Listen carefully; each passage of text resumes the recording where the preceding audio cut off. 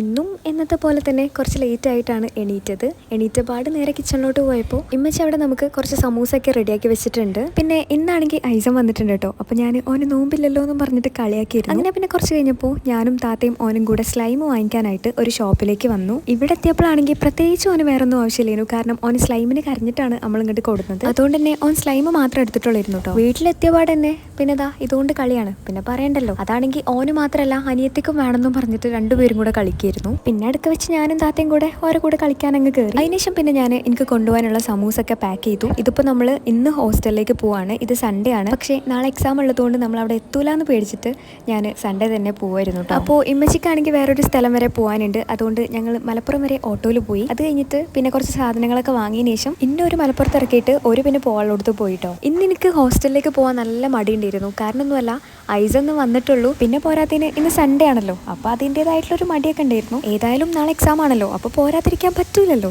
അങ്ങനെ ഏതായാലും ഞാൻ ഇവിടെ എത്തിയപ്പോഴേക്കും നല്ലപോലെ കാർമേഘമൊക്കെ ഉണ്ടായിരുന്നു. ഞാനെത്തി ഒരു 30 മിനിറ്റ്സ് കൊണ്ട് തന്നെ നമുക്ക് നോമ്പ് തുറക്കാനുള്ള സമയമായി. ഇന്ന് നമുക്ക് ഇവിടെ നോമ്പ് തുറക്കാൻ വളരെ ലളിതമായിട്ടുള്ള നോമ്പ്. ഞങ്ങൾ എത്തിയപ്പോൾ തന്നെ അവിടുത്തെ കടികളൊക്കെ കഴിഞ്ഞു. അതുകൊണ്ട് തന്നെ ആ സങ്കടത്തിൽ ഞങ്ങൾ റൂമിൽ വന്ന് സമൂസ കഴിച്ചു. അപ്പോൾ ഇതൊക്കെയാണ് ഇന്നത്തെ വീഡിയോ.